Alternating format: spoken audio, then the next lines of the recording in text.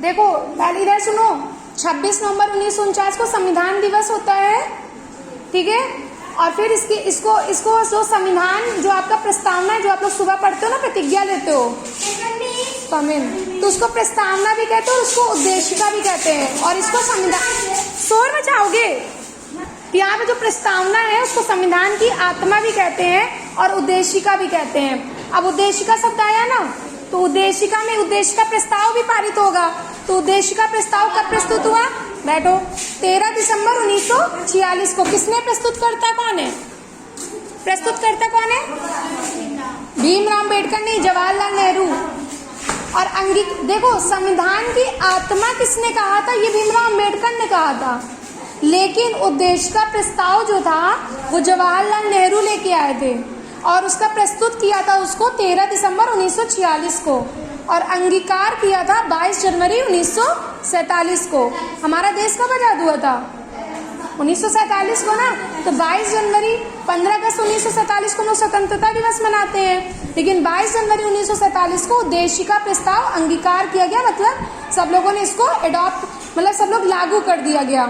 अब हमारे संविधान में 12 अनुसूची, 22 भाग और 395 अनुच्छेद हैं, समझी। तो इधर मैंने 12 अनुसूची लिख दी है। पहली अनुसूची में क्या होगा, राज्य एवं संघ राज्य क्षेत्र। आप कहते हो ना हमारे यहाँ उत्तर प्रदेश एक राज्य, बिहार एक राज्य, बिहार को कट करके झारखंड बना, तो ये क्यों बना, ये कैसे बना, तो पहली अनुसूची में है। और दूसरी अनुसूची में राष्ट्रपति के बारे में कहा गया है, और तीसरी अनुसूची में शपथ के, जैसे कोई राष्ट्रपति, मुख्यमंत्री, प्रधानमंत्री होते शपथ लेता है ना। चौथी अनुसूची में, बातें नहीं करनी है गर्ल्स, चौथी अनुसूची में राज्यसभा में स्थानों का आवंटन है। और पांचवी अनुसूची में, ए बेटा आप उधर ऐसे बैठो, पांचवी अनुसूची में अनुसूचित क्षेत्र और एसटी, जो शेड्यूल्ड ट्राइब्स होते हैं, जनजातियां, उनके प्रशासन के बारे में कहा गया है। और मैंने जब आपका इंडिया का मैप पढ़ाया था तो उसमें 7 सिस्टर्स पढ़ाई थी, अरुणाचल प्रदेश, असम, मेघालय, नागालैंड, मणिपुर, मिजोरम, त्रिपुरा। तो उसमें देखो असम, मेघालय, त्रिपुरा, मिजोरम, इसमें जितने भी शेड्यूल्ड ट्राइब्स के जनजातियां आती हैं, जैसे गारो खासी जनजातियां बताया था, तो इस तरह की जनजातियों के प्रशासन के बारे में भी इसमें बताया गया है। फिर आपकी 7वीं अनुसूची, एक होती है संघ सूची, समवर्ती सूची, और एक होती है राज्य सूची। मैंने कहा था कि आपके बहुत सारे विषय होते हैं, बहुत सारे, आप कहते हो ना इस मुद्दे में काम करना है, तो कुछ ऐसे मुद्दे होते हैं जिसमें केंद्र सरकार नियम बनाती है, और कुछ ऐसे मुद्दे, आकाश, कुछ ऐसे मुद्दे होते हैं जिसमें राज्य सरकार बनाती है, और कुछ ऐसे मुद्दे होते हैं जिसमें राज्य सरकार एवं केंद्र सरकार दोनों नियम बनाती है। जैसे आपका शिक्षा, तो शिक्षा सीबीएसई बोर्ड भी तो है, वो केंद्र सरकार बनाती है। लेकिन जैसे आपका बिहार बोर्ड का एग्जाम होता है तो बिहार बोर्ड बनाता है ना। तो यहाँ पर क्या है कि जिसमें राज्य और केंद्र दोनों नियम बनाता है, उसको समवर्ती सूची में रखते हैं, और उसमें से एक शिक्षा जो है वो एक ऐसा विषय है जो आपका समवर्ती सूची में आता है, समझ गए। जैसे पुलिस व्यवस्था है, तो बिहार पुलिस अलग होती है, एमपी पुलिस अलग होती है, तो पुलिस व्यवस्था भी आपका समवर्ती सूची में आएगा। फिर आप देखते हो जनगणना होती है, हर 10 साल में जनगणना होती है, तो जनगणना आपका केंद्र सूची, मतलब संघ सूची का विषय है।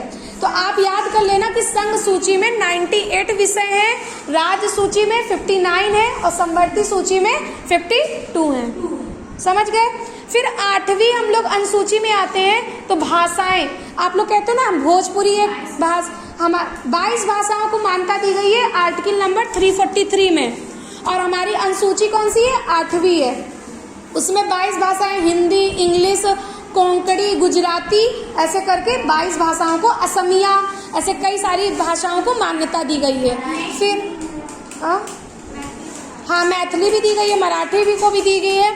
फिर नवा, तो कुछ अधिनियम है, जैसे कुछ बहुत सारे नियम होते हैं जिनका नियमन किया जाता है। जैसे आपको कोई संविधान में कोई सुप्रीम कोर्ट ने कोई नियम बना दिया तो आप उसको मानोगे, और नहीं मानोगे तो आपको दंड मिलेगा। उसके बाद 10वां अनुसूची में दल परिवर्तन की बात करी गई है। जैसे हम भाजपा से हैं और हमको सपा में जाना है, ये सपा को भाजपा में आना है, या अपना चिन्ह बदलना है, या कुछ पार्टी बदलनी है, तो आप दल परिवर्तन कर सकते हो 10वीं अनुसूची के अकॉर्डिंग। फिर 11वीं अनुसूची में पंचायत व्यवस्था आती है। आप लोग पंचायत व्यवस्था, सबसे ज्यादा पंचायत से ही वो। उसके बाद 12वीं में आती है नगर पालिका, जो नगर होते हैं वहाँ पे नगर पालिका होती है।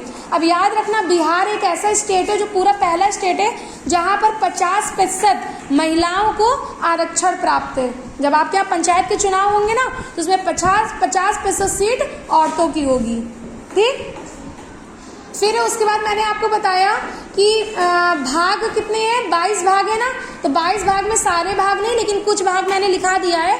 प्रथम भाग है जिसमें संघ एवं राज्य क्षेत्र, जैसे यहाँ पे प्रथम अनुसूची थी ना, इसी तरह प्रथम भाग में और आर्टिकल नंबर 1 से 4 में संघ एवं राज्य सूची बताई गई है। कल मैंने नागरिकता के बारे में बताया था, सेकंड भाग में नागरिकता की बात करी गई है। 5 से 11 आर्टिकल में नागरिकता ब्रिटेन से लिया गया है, कल बताए थे ना, एकल नागरिकता है। फिर है तीसरा मूल अधिकार, मूल अधिकार 12 से 35 6 मूल अधिकार थे। कौन कौन से? 12 से 35, लेकिन मैंने आर्टिकल भी तो बताया था, 14, 15, 19 नहीं 14, 15, 23, 25, 29, 32 6 बताए थे। समता, स्वतंत्रता, शोषण, धार्मिक, संस्कृति और शोषण के विरुद्ध संवैधानिक उपचार वाला, ठीक है। तो इस तरह, तो वहां पे आपके मूल अधिकार यूएसए से लिए गए हैं, संयुक्त राज्य अमेरिका से।